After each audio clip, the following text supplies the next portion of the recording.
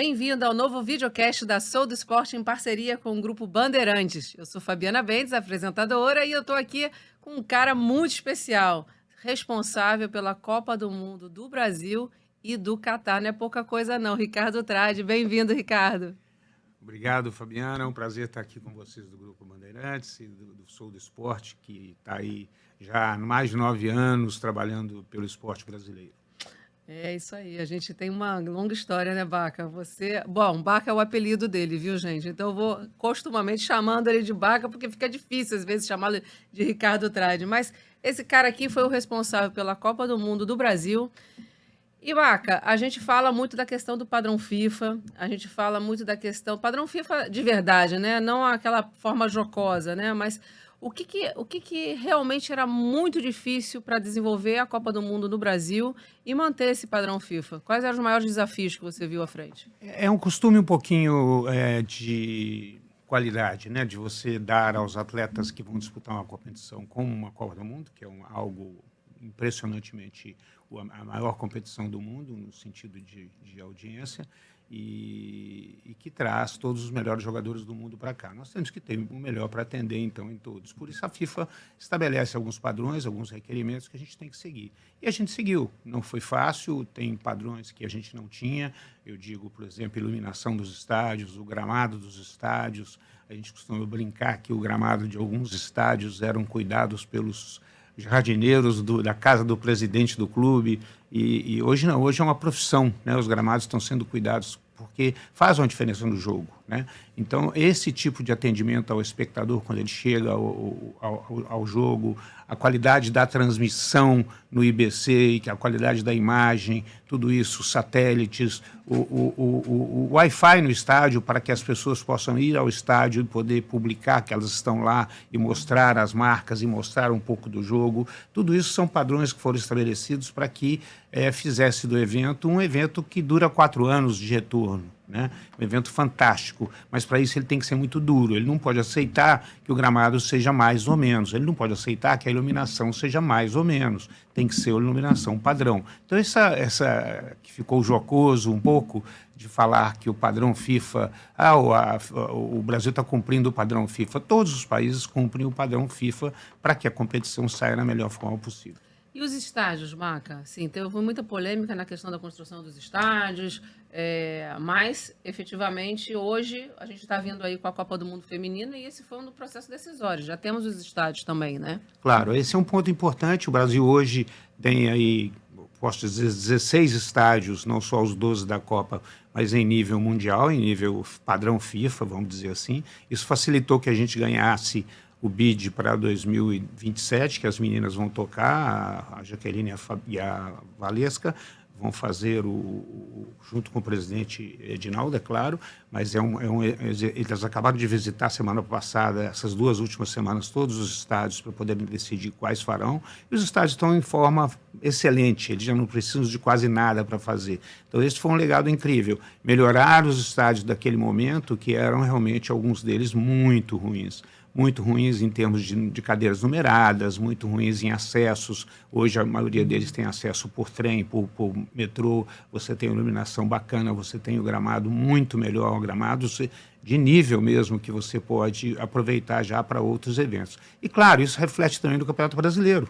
Resultado de número de gols no Campeonato Brasileiro, as transmissões hoje do Brasil sendo vendidas lá para fora. Antigamente não havia um padrão. Você abria uma transmissão, como dizia o Marcelo Campos Pinto, meu amigo da Globo, ele dizia, olha, Baca, não dá para transmitir a cor do gramado verde e amarelo, arquibancada vazia, né? Então, tudo isso são cuidados que a gente tem que ter com o produto futebol. E isso a FIFA nos ensinou bastante com a Copa de 14.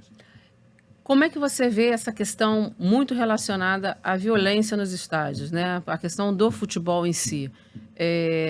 Hoje é uma preocupação internacional, né? Você tem em qualquer país, você tem esse problema. O que que hoje, quais são as medidas, por exemplo, que o futebol, você acredita, através da tecnologia, reconhecimento facial, enfim, pode coibir, né, essa questão da violência nos estádios? Eu sou muito duro nisso, acho que isso é uma coisa muito importante, né? Nós fomos pioneiros na Copa de 14, transformar A polícia não é mais a quem toma conta do estádio, são os stewards, né, que são os seguranças privadas. Claro que você tem ainda, polícia vai ter que estar lá, porque a polícia vai ter que resolver quando tiver um tumulto grande, um roubo grande, qualquer lugar do mundo. Você vai num teatro, se tem um crime, vai ter que ter a polícia, mas quem atende as pessoas não pode ser um policial com cachorro e com uma arma na mão. Ele tem que ser um ambiente que a família vá ao estádio e se sinta segura. Isso é muito importante. Os instrumentos hoje, quase todos os estádios brasileiros já têm o reconhecimento facial. Eu fui agora no Maracanã assistir o jogo do Flamengo com o Peñarol, fiquei impressionado. 10 segundos você é identificado e passa, e não cria fila, e não tem problema nenhum, e isso também mostra até onde é que a pessoa está durante o movimento dela dentro do estádio, caso ela vá criar algum problema para nós. A questão das 2 barreiras é muito importante, que não você ter uma barreira onde fisicamente você mostre o ingresso e depois você chegue perto da catraca e está com o ingresso na mão.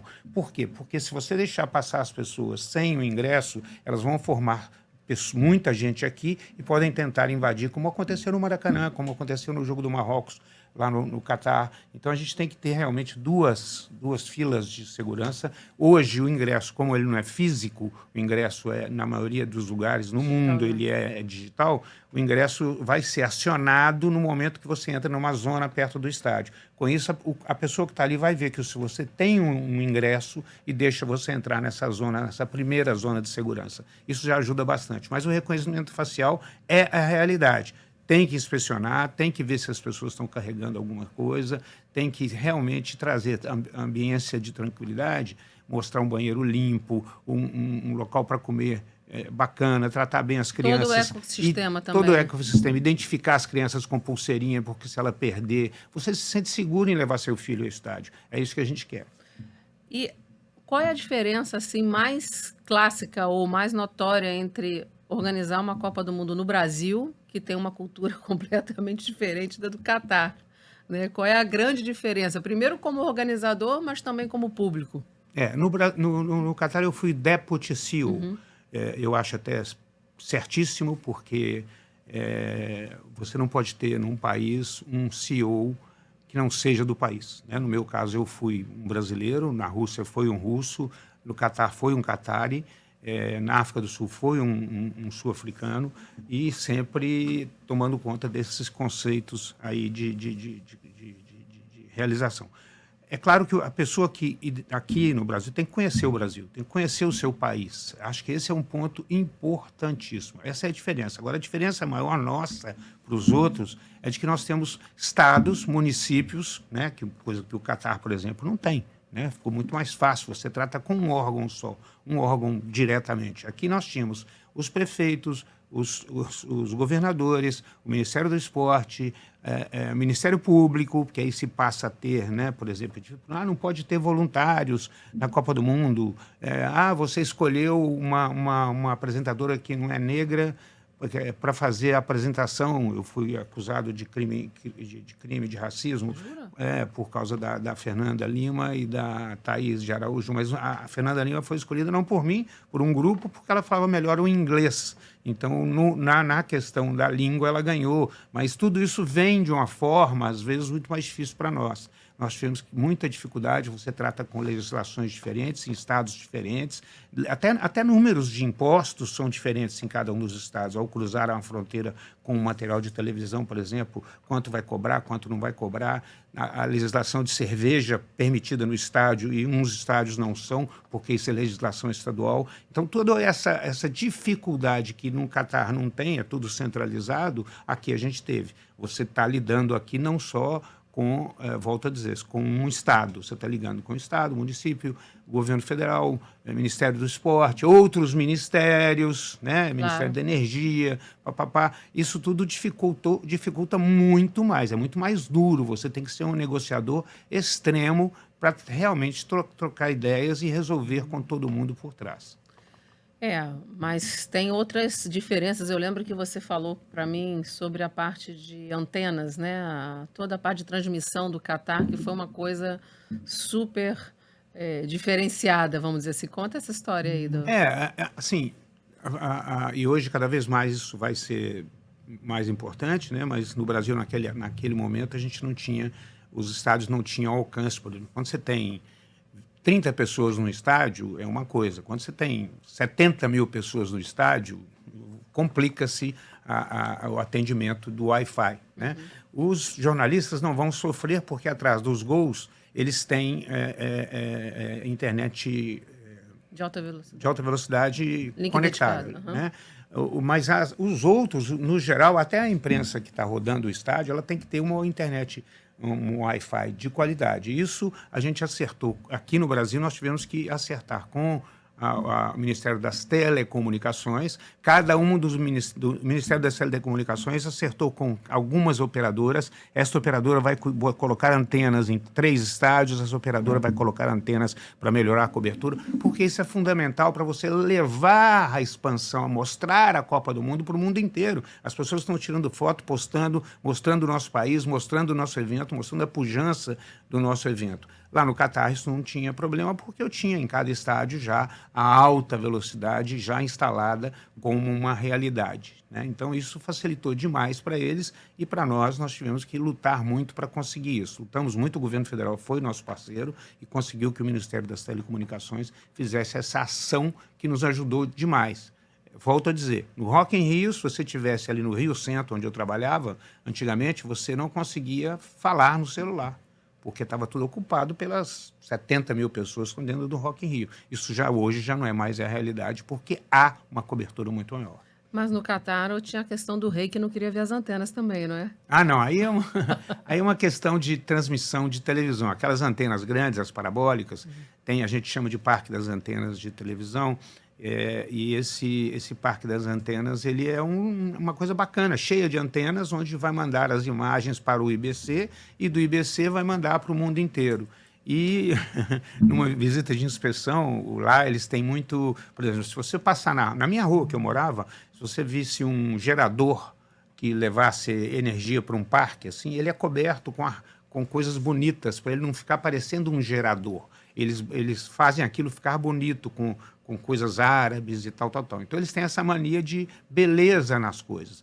O sheik que estava do nosso lado, ele disse, olha, eu não quero ver aquelas antenas ali, elas são muito feias. Mas aquilo é a imagem da Copa do Mundo, o sheik vai mostrar que o evento está indo para o mundo inteiro. Ele falou, não, eu não quero, construam uma parede. Aí construímos uma bela parede, claro, aí é mais fácil, porque ele mandou fazer, não tem que discutir dinheiro, ele paga. Então, fomos lá, fizemos, e ficou muito bacana, uma parede estilizada, árabe, com motivos árabes, que tampou a vista de quem ia para a área VIP, de quem estava subindo pela rampa VIP, não ia ter visão dessas antenas. Ele não queria que tivesse. E será que isso virou o novo padrão FIFA de antenas? Não acredito que seja, não. Isso era uma coisa muito mais do Catar mesmo. Eles têm esse conceito de beleza, é algo impressionante. A cidade em si, Doha em si, ela é linda.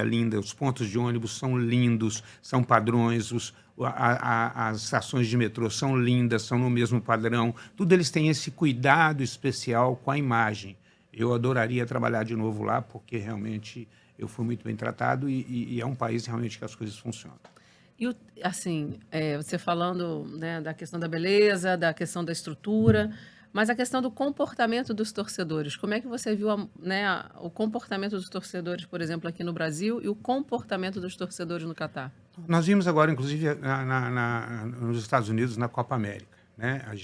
Eu estava no início lá na organização, não fiquei até o final, mas a gente sempre alertou aos americanos de que não são jogos da NFL, né? Não são jogos de torcedores fanáticos, e que muitas vezes eu vi um jogo lá, México e Panamá, com 73 mil pessoas no estádio de Las Vegas, tinham 72 mil mexicanos que são fanáticos por futebol. Há uma diferença que é o fanatismo. Então isso tem que se tomar um cuidado, que foi o que aconteceu na final. Eles tentaram invadir o estádio, porque esse tipo de coisa, se você não se prevenir, vai acontecer. No Brasil a mesma coisa, aconteceu no México, no Maracanã. A gente tinha um medo muito grande de cruzamento no Catar, de cruzamento dos torcedores na rua, porque nós estávamos na mesma cidade. Nós não estávamos assim, aqui os torcedores argentinos estavam jogando, quando eles acabavam o jogo, eles já iam para outra cidade. Eles não cruzavam com os brasileiros que iam chegar para esse jogo aqui. Então havia uma facilidade. No Catar, não, eles iam cruzar atravessando a rua, porque é uma cidade pequena. Então essa era a nossa preocupação grande, tanto que nós criamos um centro de diplomacia, onde cada país tinha, no centro de comando nosso, uma mesa com um representante do consulado para emitir passaporte, documentos furtados, problemas com seus cidadãos que estão lá no país. Mas acabou não acontecendo. Isso foi muito impressionante. Por estar no Catar. Talvez por ser no Catar, saber que as punições são muito Mais severas. rígidas, mais severas. Se você fizer alguma coisa muito grave, você vai ser deportado, você vai ser mandado embora. Há regras muito rígidas de bebida e automóvel, por exemplo, porque você não pode beber no estádio, mas no hotel onde eles estavam, hotel internacional, você podia beber. Então a bebida exaspera as pessoas, põe um pouco mais de poder de cruzarem mexicanos e argentinos na rua ou brasileiros e entrarem em atrito. Mas não houve. Graças a Deus, o planejamento também e o monitoramento, porque lá no Catar, o que tem de câmera para tudo quanto é lado, se você fizer qualquer coisa errada, se alguém entrasse na minha casa, eu saberia que a câmera está na porta. Incrível, né? Quando a regra é clara, fica tudo mais fácil, né? Fica tudo mais fácil. Mas é aquela coisa também, né? Um país com 300 mil catares, 2.700.000 de expatriados.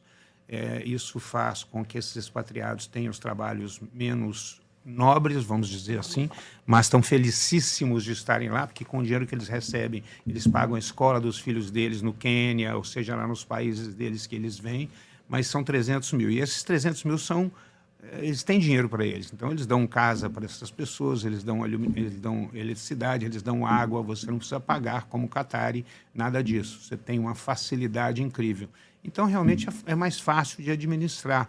Você tem um país onde você vai tratar de 300 mil pessoas, você não entra no Catar sem emprego. Eu, por exemplo, tenho que ter um emprego para entrar lá. Eu não posso, a não ser turismo. Se eu ficar 10 dias, 20 dias, não tem problema. Mas se eu ficar mais do que isso e não tiver emprego, eu não vou poder morar na rua. Eles vão me mandar embora. Então, você só entra no Catar para trabalhar se você tiver um emprego antes, recebendo eles chamam de sponsor. E você nem sempre, o seu sponsor vai te pagar tanto que você tenha qualidade para levar sua mulher e seus filhos. Depende dos valores. Então, você tem que deixá-los no seu país e enviar o dinheiro para eles. Tá, mas por exemplo, você falou do aspecto operacional, você saberia, ou seja, ou poderia nos explicar como é que se faz a precificação dos ingressos? Porque, por exemplo, você está numa realidade no Catar, outra realidade nos Estados Unidos, a realidade no Brasil. Como é que se vê essa questão da precificação dos ingressos, que a gente, muitas vezes, em grandes eventos, ela é sempre contestada, né? Puxa, aqui ficou muito caro e tudo mais. Como é que é feita essa precificação? Aqui no Brasil, o ministro Aldo insistiu muito, o ministro Aldo Rebelo, em que tivesse os ingressos populares. No Catar também fizemos isso, tá? Acho que essa é uma saída, ter locais para ingressos populares com a visão pior, mas realmente o preço tem que ser alto, não adianta. E o preço, e a gente chama de dynamic pricing em inglês, lá nos Estados Unidos isso é muito utilizado. Por exemplo, o jogo tem demanda, você vai e aumenta o preço no meio da competição. Os Estados Unidos faz isso com a NFL, faz isso com a MLS, eles fazem isso com tudo. Então, isso a gente também utilizou na Copa América lá, o Dynamic Price, que você vai aumentando. Não tem jeito. É um espetáculo, uma vez na vida, que você vai ter nesse país. Por isso que aqui no Brasil foram 98,9% de audiência de pessoas entrando no estádio. Porque a pessoa, às vezes, quer ir assistir, sem demérito aos países, mas um Quênia versus, sei lá, África do Sul, ele vai ao jogo, porque ele quer um jogo da Copa do Mundo, ele quer participar de um jogo da Copa do Mundo. Isso é muito legal. Isso é uma experiência que você vai ter com aquelas brincadeiras todas, com aquelas áreas comuns que você faz, você comprar souvenirs da Copa do Mundo. Então, você participou de uma Copa do Mundo, então tem que pagar caro. Você me desculpa, mas para ir num evento desse, para que ele se sustente depois, 4 anos do futebol mundial para trás, tem que cobrar caro, sim. Mas, claro, pode ter uma parte disso revertida, principalmente para o país onde a Copa está sendo realizada, ingressos mais populares. Foi o que aconteceu no Catar, foi o que aconteceu no Brasil. É uma boa saída mesmo, né? Porque aí você, pelo menos, dá acesso. Exato. Né? É um evento caro. E, além disso, você criar em cidades comuns O FanFest, onde você vai dar a oportunidade gratuita das pessoas irem lá e assistirem ao jogo. Em algumas cidades maiores, como São Paulo, Rio, onde existiam 2 FanFests ou uma fanzone, onde você levou também, por exemplo, lá para a região do Carmo, lá em São Paulo, a possibilidade da pessoa que não tem dinheiro para o estádio poder... Ela vai viver a ambiência, porque o FanFest tem a ambiência de um estádio, né? Ela tem o telão, ela tem as coisas para vender bebidas, para brincar, para pintar o rosto, para fazer as brincadeiras com os patrocinadores. Então, isso faz com que a pessoa se sinta parte também. Então, além dos 70 mil espectadores que estão no estádio, você tem mais aí 70 mil que estão participando do evento de outra forma. E de várias, né? Às vezes tem várias fanfests Várias acontecendo fanfests simultaneamente, né? Baca, qual foi, digamos assim, seu principal momento dentro da Copa do Brasil, seu profissionalmente mesmo, assim? O que você viu profissionalmente dentro da Copa do Mundo do Brasil e na do Catar? O que aconteceu ali que você falou, eu fui um grande diferencial aqui? Não, eu acho que, na minha opinião, se resume numa frase que o Jerome Valcke, que era o secretário-geral na época, meu amigo até hoje, ele hoje está em Dubai, ele falou para mim quando acabou o jogo da Copa do Mundo. Ele apertou a minha mão e disse assim: "Well done, Baca. Muito bem feito, Baca. Eu nunca vi uma pessoa que conhece tanto o seu próprio país." Acho que esse é um ponto importante, você conhecer como funciona o país e nem sempre trazer da FIFA o requerimento e dizer, olha, tem que fazer assim porque a FIFA mandou. Não, por exemplo, eu vou citar 2 exemplos aqui. Eles diziam, olha, ingresso gratuito faz parte do contrato da cidade-sede. Ela tem que dar ingresso para o ônibus, transporte público gratuito, para quem é portador de ingresso e para os voluntários. Eu falei para eles, gente, aqui no Brasil, transporte público não é público, ele é privatizado, vai ter que pagar. Então, tomem cuidado com isso, deixem isso no meu orçamento. Eu vou tentar conseguir, mas se eu não conseguir, eu vou ter que usar. Consegui em 8, em 4 não consegui, e pude usar o dinheiro que eu tinha para colocar ônibus, shuttles, para resolver esse problema da falta do... E, além disso, eu pedi a eles, não ponham no ingresso, porque no ingresso de uma Copa do Mundo está escrito, este ingresso te dá direito a transporte público gratuito. Não escrevam isso. Nós vamos dar, mas não escrevam isso para não gerar um problema jurídico depois. Então, foram conhecimentos que eu fui trocando com eles, né? Por exemplo, chegamos aqui e perto ali do Meridian, que era o hotel que eles estavam, eles usavam alguns apartamentos do Meridian como escritórios para os diretores da FIFA. E, ao mesmo tempo, quando a gente fez o sorteio preliminar lá na Marina da Glória, cada diretor também tinha uma bela sala enorme para ele trabalhar. Eu, passeando um dia com o Ricardo Teixeira para visitar 3 dias antes, onde eles já deveriam estar trabalhando, estavam, não tinha um diretor da FIFA lá na Marina da Glória. Eles estavam dentro do conforto do seu apartamento lá, que era o seu escritório, e não vinham aqui. E aqui virou um elefante branco, uma coisa que era dinheiro público e que estava sendo feito. Eu chamei o Jerome e falei, Jerome, olha isso aqui. Se bate o Ministério Público aqui, vai dizer para que construiu essas salas enormes se ninguém visita? Tá? Então, a gente mudou isso, inclusive, para os outros países na Copa do Mundo, para os outros estados. Nós fizemos um local só, com um ambiente enorme, onde todos sentavam, compartilhavam um local só, e não tivemos escritório particular para ninguém, nem para mim, nem para o Jerome, nem para ninguém. Legal isso. E no Catar? No Catar é mais difícil.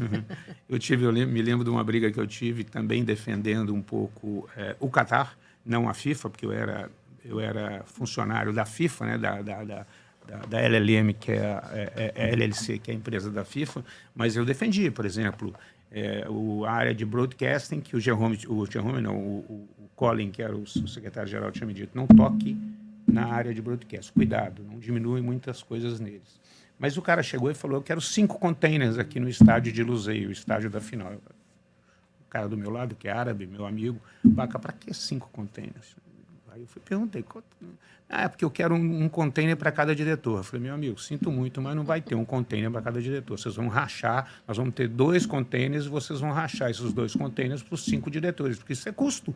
Claro. Simplesmente custo. E não vai te atrapalhar. Me desculpa, mas tecnicamente não vai ter influência alguma no resultado da Copa do Mundo. Então, às vezes, é você conter o âmbito, porque os funcionários FIFA eles pedem muito, porque eles sabem que vão ter algum tipo de redução, e a gente tem que estar ali para fazer esse balanço. Isso eu sou muito bom, isso eu sei fazer. Eu até propus à FIFA para o Mundial de 27 eu poder estar nesse papel. Não estou fora da Copa do Mundo da FIFA, 27, eu não vou participar, mas eu poderia ser uma pessoa que fizesse esse julgamento bem feito. Eu não estou completamente afastado da Copa do Mundo. Baca, você teve um papel também agora no encerramento da Rio 2016, saindo um pouquinho do futebol, vindo para os Jogos Olímpicos, que também é um mega evento, né? Como é que você fez esse encerramento, né? Como é que foi esse teu trabalho que foi hércules aí? Eu em 2017, as confederações brasileiras filiadas ao Comitê Olímpico, federações olímpicas, elas se reuniram, eu estava na Assembleia, eu representava o basquete, porque eu era o CEO do basquete, e na reunião foi discutido a dívida de 104 milhões de dólares que existia ainda, né? 342 ações trabalhistas, 362 ações cíveis, cento e poucas ações de ingressos que existiam ainda como dívida. Eu pedi a palavra e falei, olha, gente, a única forma de acabar com isso e mostrar que esses jogos foram lindos, porque foram, eu fui cliente, eu fui CEO do voleibol na época da Olimpíada e ganhamos 3 medalhas, então eu não fui organizador, eu participei do projeto de construção, do BID, fui diretor de operações do BID lá em Copenhague e ganhamos, depois eu me juntei à Copa do Mundo. Eu achei os jogos maravilhosos, não pode jogar no lixo os jogos maravilhosos porque houve dívida. A dívida foi por mau planejamento financeiro? Pode ter sido, não sei exatamente o que foi, mas nos últimos jogos, nos Jogos Paralímpicos, já não tinha mais dinheiro, né? Então, e as pessoas trabalharam em aviso prévio. Então, quando acabou os jogos, todo mundo foi embora. E aí roubaram tudo, deixaram tudo aberto, roubaram cabos lá em Deodoro, roubavam iluminações no IBC, destruíram muita coisa e ficou uma série de, por exemplo, 33 instalações ficaram com problemas. O que eu fiz? Eu juntei um grupo, peguei o avião, autorizado pelo Comitê Olímpico Brasileiro, pela sua Assembleia, fui a Lausanne, sentei com eles e falei, olha, vocês querem resolver isso? Vamos trabalhar dessa forma. Ele falou, olha, eu vou te dar um valor cap, 25 milhões de dólares para você liquidar isso, tá? Mas eu não quero falar muito disso, e nós não falamos. Você se recorde que 5 anos por aí, nós ficamos quietinhos, eu, um advogado, uma área financeira, 2 contadores e 3 escritórios de advocacia para cuidar das demandas, dos processos. Demandas. E, inclusive, minha mulher reclamando, porque foram mais de 100 oficiais de justiça na minha casa, ela dizia ao comitê organizador Rio 2016, na pessoa do seu presidente. Então, ia contra mim. Mas não era eu não estava devendo aquilo. Então, nós fomos juntando tudo, fomos pagando tudo. Eu pagava o AGL, aí ele me dava o dinheiro, eu pagava. Aí eu pagava, o Movimento Olímpico me dava o dinheiro, eu pagava. Aí eu pagava, sei lá, o aeroporto do Galeão, porque nós quebramos o piso daquela estação como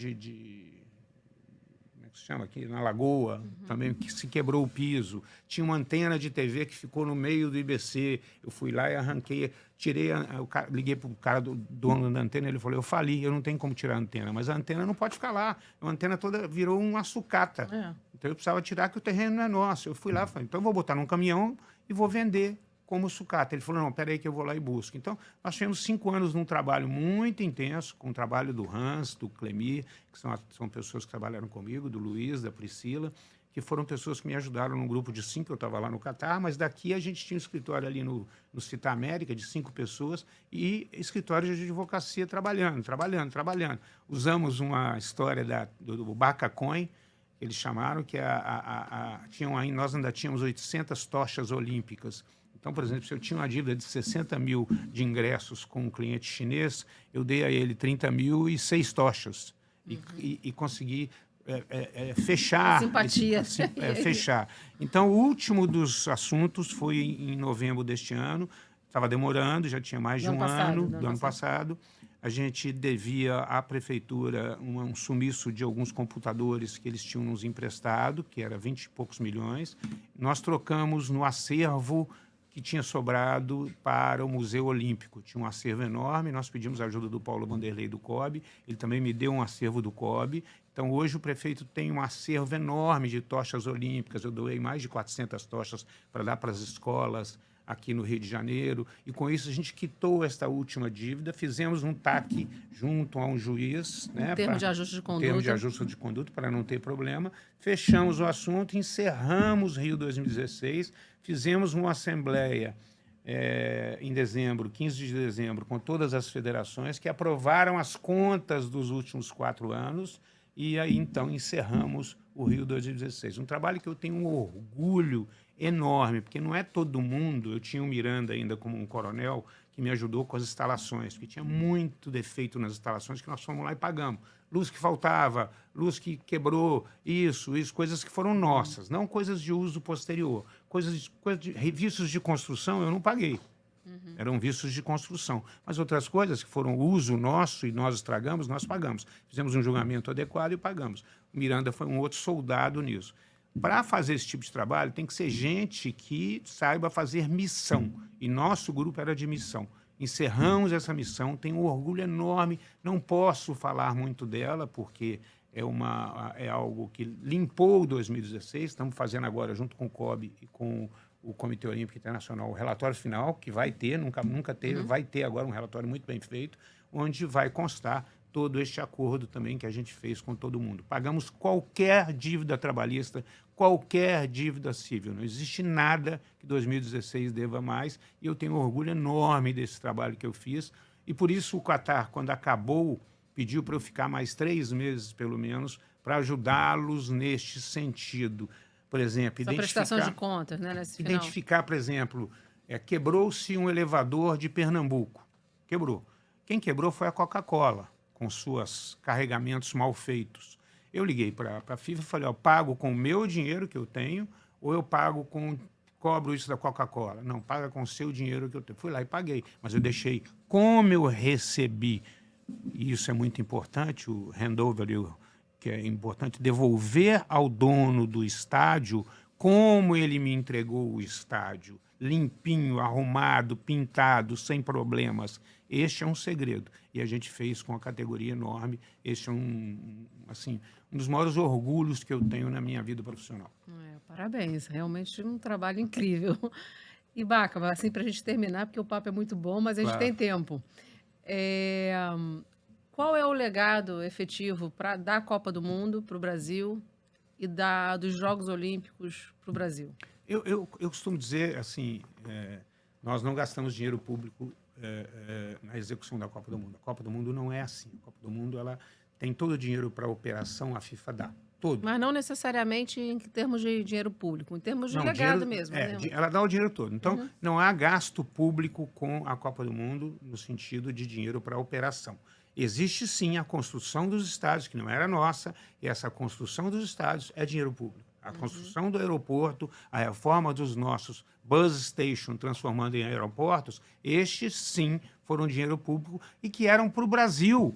Os estádios hoje servem ao Brasil, tanto que estamos aí fazendo a Copa 27. O aeroporto está aí, serve ao Brasil, tanto que estamos fazendo a Copa 27. O brasileiro está viajando. Então, este é minha opinião. Eu sei que vai ser uma coisa muito polêmica, mas eu acho que deixou um legado incrível. E mais, no Catar tinham 331 brasileiros trabalhando. Tá? Esse é um grande legado. Esse é um grande legado. Além disso, agora estamos espalhados entre o mundo olímpico, o mundo pan-americano. Nós temos gente capacitada sendo contratada para todos os Jogos Olímpicos e outros jogos que existam no mundo inteiro. Isso foi capacitação feita desde os Jogos Pan-Americanos. Não devemos esquecer dos Jogos Pan-Americanos, onde começou-se esse processo de capacitação. 2007, né? 2007. Hoje nós temos realmente brasileiros espalhados no mundo inteiro que são excelência.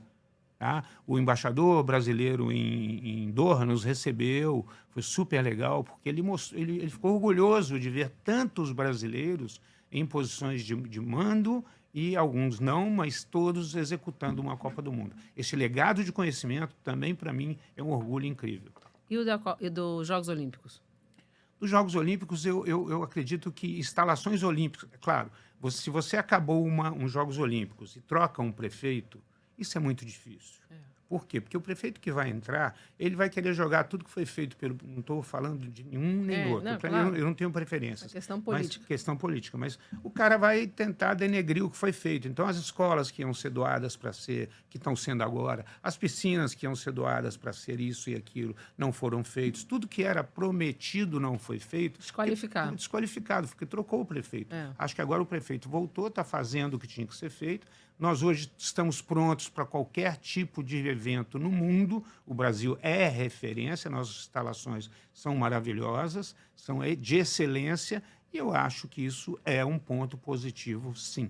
E o que poderia, para a gente terminar, mudar um pouco no Brasil para que mais eventos venham com mais facilidade e que o Brasil tenha mais, digamos, não só segurança pública, mas segurança jurídica também para patrocinadores, turistas e tudo mais? Esse é um ponto importante. Isso não é só nesse sentido. Eu sempre dizia que o Brasil, que um dos méritos que a gente queria trazer da Copa do Mundo e não conseguimos, que o Brasil recebia naquela época 5 milhões de turistas ano. Eu discuti isso muito com o pessoal do Ministério do Turismo.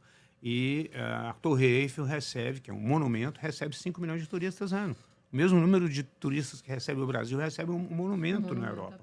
Pelo amor de Deus, temos que receber mais. Nós somos lindos, nós temos praias, temos montanhas. Imagina o Rio de Janeiro, né? Temos essas lagoas na Barra que são mal aproveitadas. A gente tem coisas lindas. Mas a sensação de insegurança que o país tem, insegurança pública, isso nos prejudica. Isso não tenha dúvida. Hotéis não. Hotéis antigamente no Rio, por exemplo, o mercado português e espanhol dominava. Hoje não. Hoje nós temos as grandes redes, temos hotéis de qualidade aqui, não só em São Paulo, no Brasil todo nós temos voos direto agora de Salvador, de Manaus para a Europa. Isso facilita, não se entra mais só pelo Rio. Isso tudo são legados que vieram daí. Agora, para melhorar isso, nós precisamos melhorar a nossa imagem lá fora. E a nossa imagem lá fora vai melhorar muito com a questão da segurança. Não pode a gente estar na página lá na Europa com o assassinato do rapaz voltando de São Gonçalo, o grego que foi baleado no seu carro. Isso repercute muito mal. Eu vi ontem uma entrevista de um youtuber, não sei, que ele falou que não volta no Brasil sem carro blindado mais de forma nenhuma, tá? Porque ele também foi assaltado. Então, isso a gente tem que tomar um cuidado muito grande, temos que investir muito na imagem do nosso país. A partir daí, nós vamos receber mais turismos, vamos receber mais eventos, porque às vezes quando vai receber... Porque no evento em si, não há violência. No evento em si, é raríssimo você ver isso, porque a força pública vai estar mais espalhada, vai haver um cuidado maior. Então, na Copa do Mundo não teve grandes acontecimentos, nos Jogos Olímpicos não teve grandes acontecimentos, mas no dia a dia nós temos muitos problemas. Eu acho que isso denigra a nossa imagem e nos atrapalha também na hora de captar eventos. Através da Roberta Wagner lá, de tentar captar a gente com as confederações, sentar, criar um órgão que possa trazer. Vamos trazer mais eventos para o Brasil, gente. Isso é recurso, isso é dinheiro que entra, é capacitação dos nossos atletas. Acho que isso seria um momento muito importante de juntar forças para isso. Maravilha, é difícil terminar o programa com o Ricardo Tradi, porque a gente fica aqui, ó, só fazendo um monte de perguntas. Vou ter que chamar umas 2, 3 vezes ele para conversar com a gente. Mas é isso, terminou. Muito obrigada, Vaca, pela sua participação aqui com a gente. Você gostaria de dizer alguma coisa? Não, eu só agradecer a vocês, sensacional a Band aqui, a vocês da Sul Esporte, vocês são os lutadores aí pelo esporte brasileiro e pelo compliance, isso é um momento muito importante. Isso é importante. Nós temos essa Copa de 27, que eu acho que vocês têm todos, volto a dizer, eu não estou envolvido, mas que vocês deveriam investir bastante, porque vai ser um negócio muito bacana como legado para o futebol feminino brasileiro e para o sul-americano. É a primeira vez que está sendo realizado na Sul-América uma Copa feminina. Então, deem apoio para essas meninas que estão realizando este evento, elas vão precisar, e vai ser um evento maravilhoso também em 27, que nós vamos arrebentar e vamos mostrar a qualidade do nosso país e melhorar o futebol feminino nosso, que já é muito bom. É isso aí, gente. Até a Copa do Mundo Feminina. Até o próximo programa. Obrigada, Vaca.